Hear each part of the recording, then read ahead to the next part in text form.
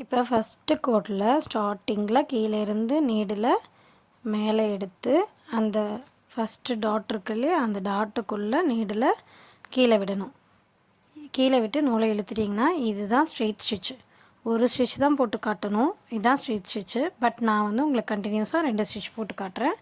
அடுத்து கீழேருந்து மேலே நூல் எடுக்கிறீங்க, அகைன் அடுத்த டாட்டில் கீழே விடுறீங்க, அகைன் கீழேருந்து மேலே நூலை எடுக்கிறீங்க, லாஸ்ட்டில் எண்டில் கீழே விட்டுடுறீங்க, நூலை கீழே விட்டு இழுத்துடுறீங்க.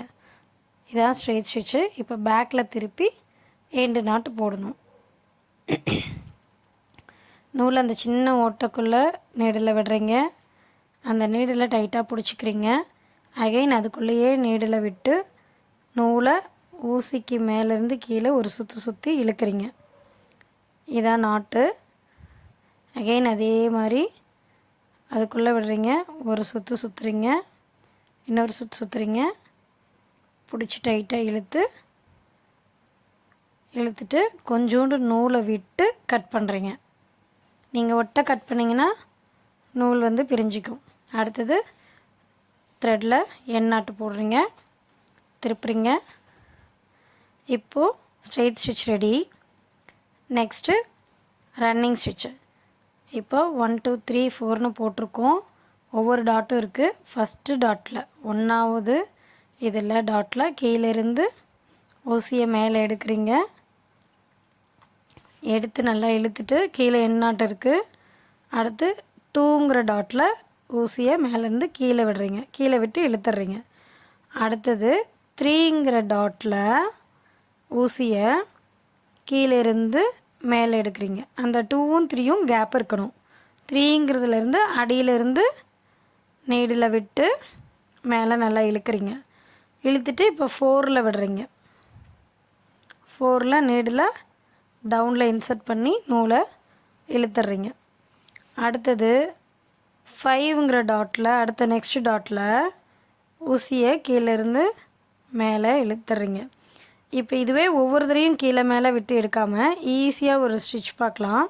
இப்போ நெக்ஸ்ட்டு டாட்டில் ஊசியை கீழே இன்சர்ட் பண்ணி அடியிலேருந்து மறுபடியும் மேலே வரணும். அதுக்கு மேலே வர்றதுக்கு கொஞ்சோண்டு அந்த நீடில் ஃபிங்கரில் வச்சு இப்படி அழுத்துறீங்கன்னா உங்களுக்கு ஊசி வந்து மேலே தூக்கின மாதிரி வரும்.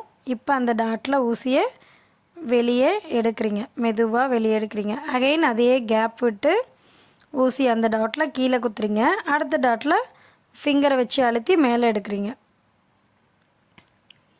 அடுத்தது கீழே விடுறீங்க, மேலே ஃபிங்கரில் அழுத்தி மேலே எடுக்கிறீங்க.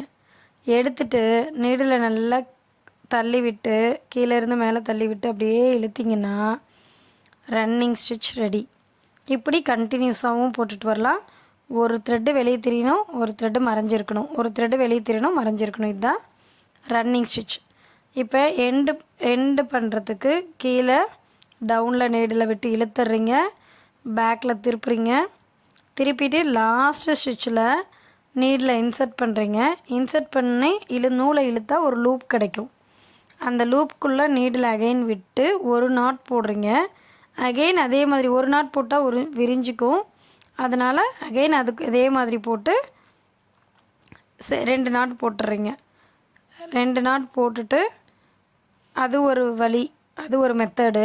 செகண்ட் மெத்தடு நாட் போடுறதுக்கு ஊசியை இன்சர்ட் பண்ணுறீங்க, ஒரு சுற்று 2 சுற்றி அந்த கீழே ஊசியில் பெருவிரல் வச்சு நல்லா பிடிச்சிட்டு நூல் அப்படியே மேலே இழுத்திங்கன்னா டைட் ஆகிடும். ஃபஸ்ட்டு ஸ்டிச்சில் 2 தடவை போடணும், இதில் ஒரே தடவை 2 சுற்றி போட்டு டைட் பண்ணி கொஞ்சோண்டு நூல் விட்டு கட்